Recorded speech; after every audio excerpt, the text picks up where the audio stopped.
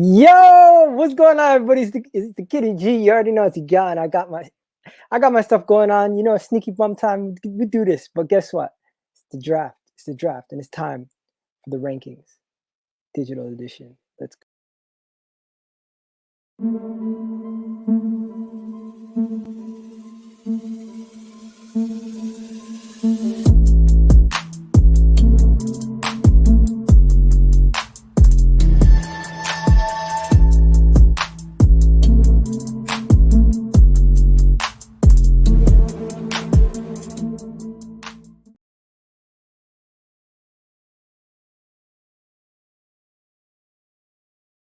What it is the guy EGTV, and we're back again. And today we're going to be going into the rankings. So let me tell you guys quickly how I did the rankings. So I brought up the teams. I looked at the teams and I said to myself, what am I going to do with all these teams? What am I going to do with these teams? How am I going to work with these teams? How am I going to make them look better? But you know what? I couldn't figure it out. So I had to work with what I got. I had to work with exactly what I had, and everything just told me, look at the teams, categorize them into different tiers, categorize them into different sections, and look at them one by one and say to yourself, what is the best options for each team and how I'm going to do it. So I categorize them in these tiers, guys. So I have tier 1, which is the lowest, means you're going to do a redraft. You're going to have to ask for a redraft, or if you're in Zaky's case, you're going to say repick. Then you got the next tier just above that is going to be fighting for 8th seed and also including the 7th seed.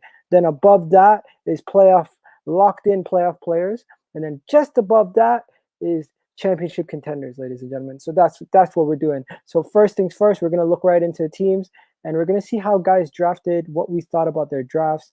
In my opinion, there's some people who drafted well, some people who didn't draft so well. So first thing, I looked at each team, and the first 2 people that caught my eyes as lower drafts was one, Zaky, with what he did over here with Jaylen Brown.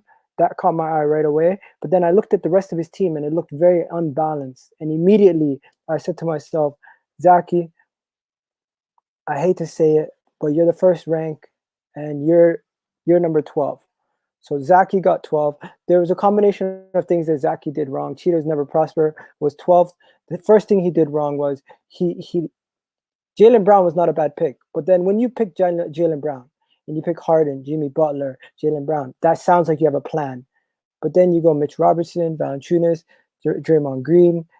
I just felt like the rest of your team did not help what you originally built. You built a team that was good at threes, good at percentages to a certain extent, and then you go and you messed it all up. I feel like JV is okay. I feel like Cats-wise, you look like you could get some big, heavy numbers from your main guys, but at the end of the day, I feel like your team is heavily unbalanced, and later in the draft, you let yourself down a lot. So that is one reason why I'm marking you down, and I feel like a lot of people would have Zaky down at 12. I've had a lot of people's opinions on this, but my personal opinion, Zaky, CheatersNevaProsper, is one of the worst teams in the league. Now, next, I looked at a lot of teams, and there is another team that caught my eye. And immediately it was Sosa's team. Sosa's team's 11th. The reason why Sosa's team's 11th, in my opinion, where is Sosa's team? This guy names his team after like 10 different people. Where is it? Sosa's team was a bunch of random, in my opinion.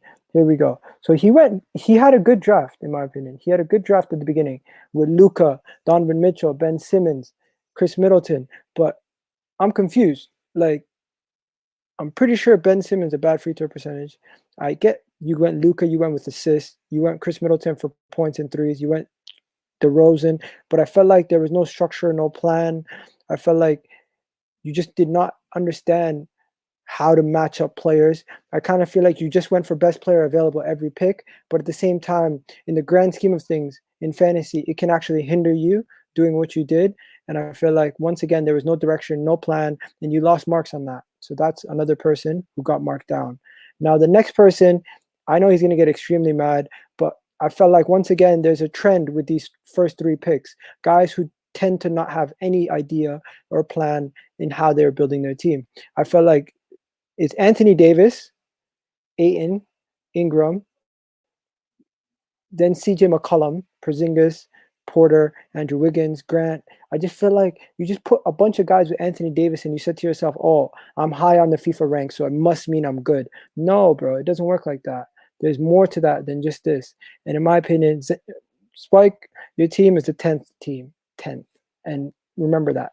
I'm not, there's no nice guy over here. I got to keep it real. So Spike, you're 10th. Now next, we're going to go to Farah's team. Farah's team's 9th. At first glance, I thought Farrah had a bad draft, but then I looked at it again and I said to myself, he actually looked like Farrah actually had a plan, in my opinion.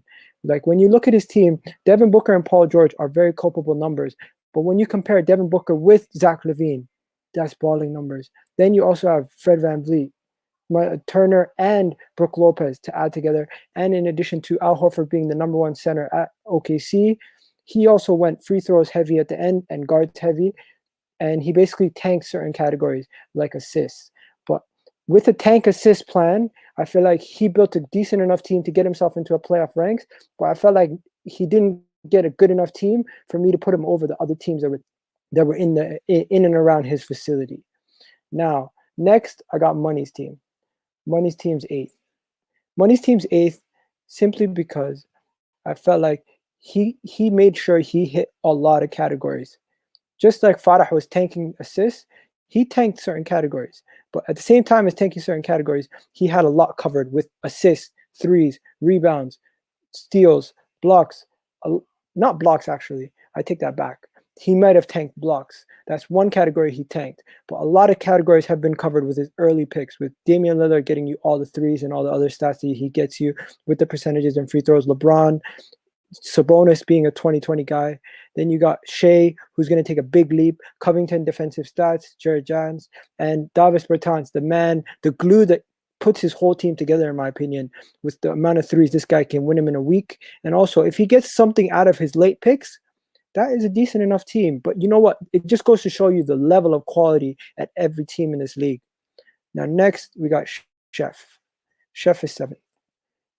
I've spoken to Chef recently, and he gave me a better understanding of why his team was ranked the way it was. But that had no change in my thing. I already had him ranked 7th. Little did he know he was ranked at the topper echelon. So now we have moved past the guys like Farrah and Sosa. Farrah and Sosa were the last two guys that was like I was thinking were even like down there. But in my opinion, it went Zaky so far, Sosa, then Money and Farrah were very close.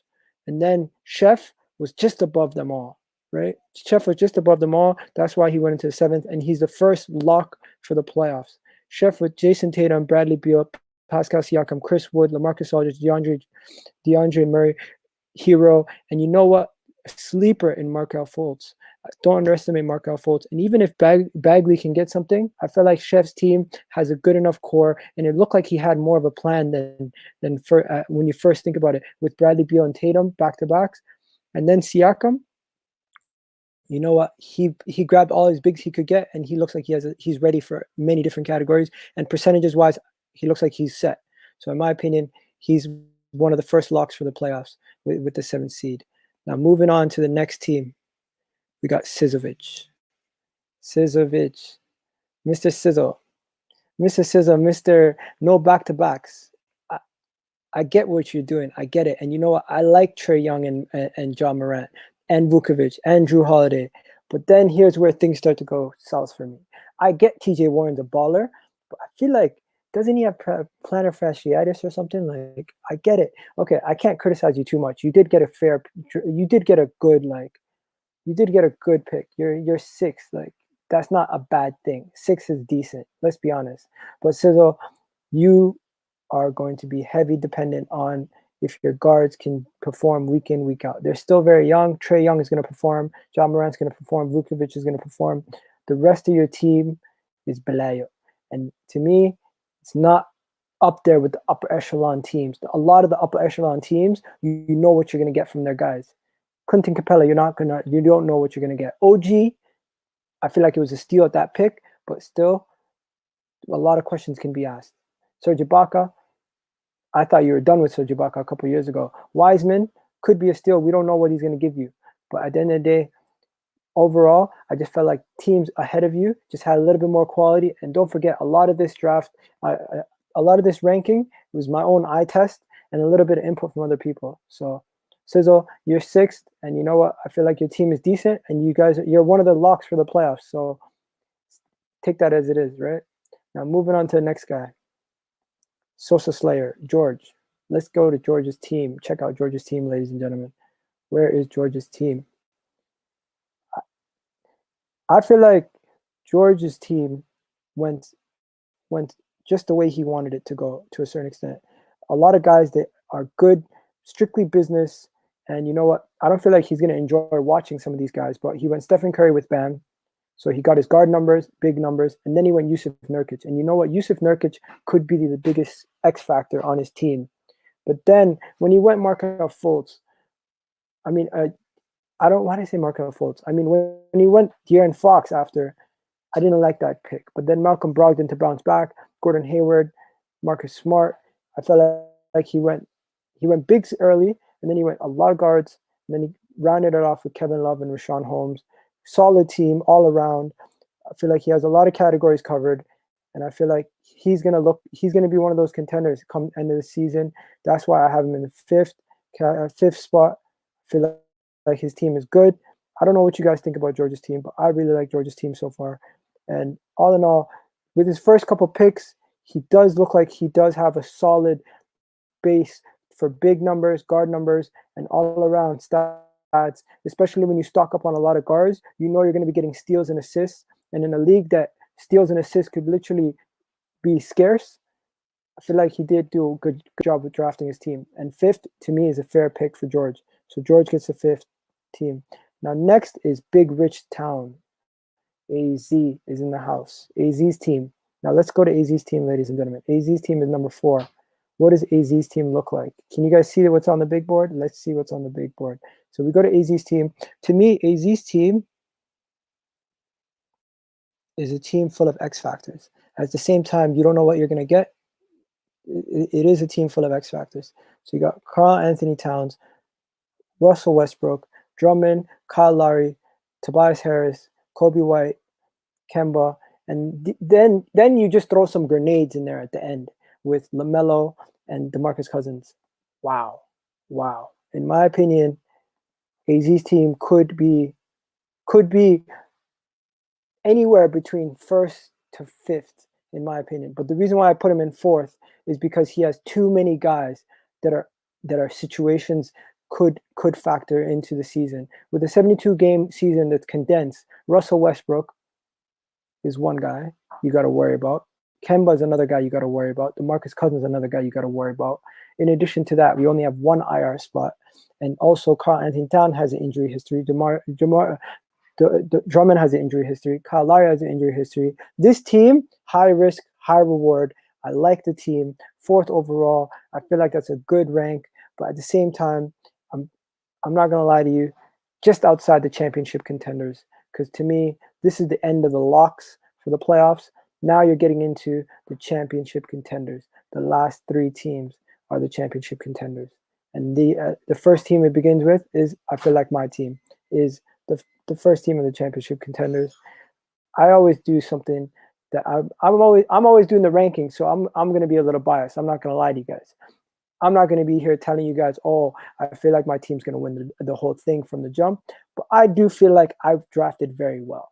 Now, I'm not going to spend too much time on my team. What I'm just going to tell you is I got Nikola Jokic. I got I got my guy Kawhi Leonard, John Collins, Jamal Murray, Hassan Whiteside. John Wall is an X factor. Devontae Graham is an X factor.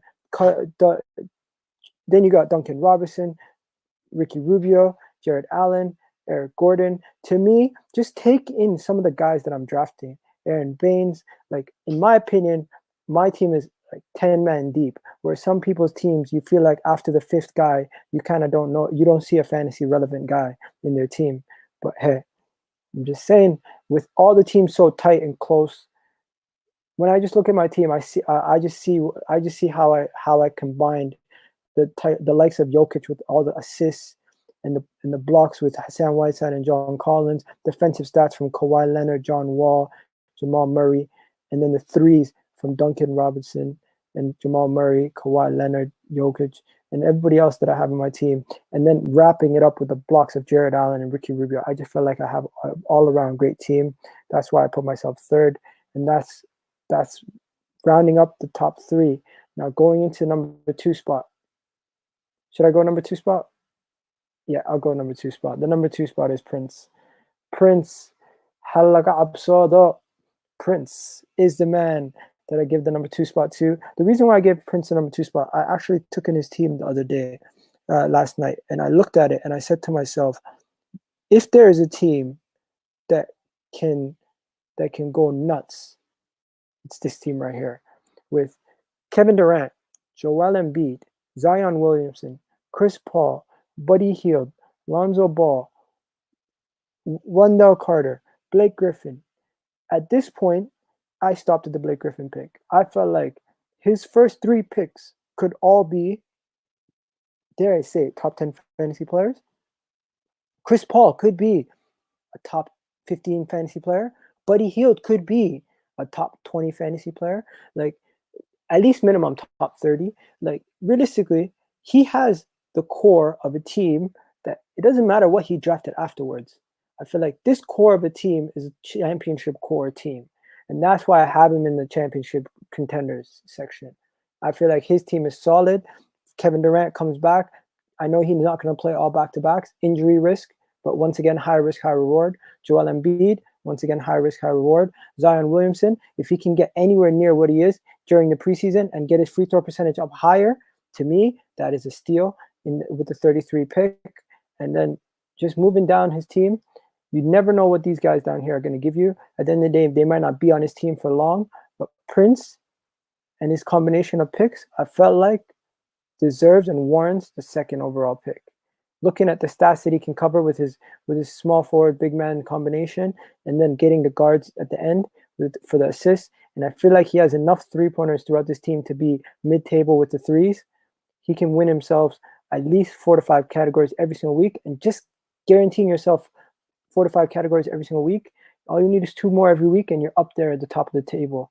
So now, finally, the final man, the reason why I went for, you guys know who the number 1 pick is at this point. It's Faisal. I went for Faisal's team for the number 1 team. You guys might think I'm talking bullshit, but I just like the way he combined Giannis, Kyrie, Rudy Gobert, D'Angelo Russell, Kelly Oubre, Thomas Bryant, Oladipo, Mikal Bridges, Norman Powell, Derrick Rose, RJ Barrett, Derek White, Alfred Payne. I felt like from the number 1 pick to the last pick, I feel like he utilizes every single one of his picks to the T. I feel like he combined all the strengths of Giannis Antetokounmpo within the next 3 picks, and he tried to get some threes in there. I feel like he did not get enough threes in there, but later on he tried his best. At the same time, his assists, he tried his best to get assists. He got a lot of rebounds when he got Gobert on the table, and also he got a lot of defensive stats from having Kyrie and these guys for steals. I feel like his team is going to be one of those teams that are going to sneak by every single week, surprising people every single week, and with the amount of depth that he has at the back end of his draft, not including at the front of his draft, I just felt like this is one team that pops up pops and passes the eye test for me. So immediately when I seen this team, I said to myself, it's one of the top teams, and to me, I'm putting Faisal's team as the number 1 team. You guys, if you guys don't like my ranks, do whatever you want to do. I don't care. If anything, I hope you guys enjoyed this. This has been Egal's Power Rankings, and you know what? I enjoyed making this, guys. If you guys are watching this right now, tell me what you think, and you know what? Later, people.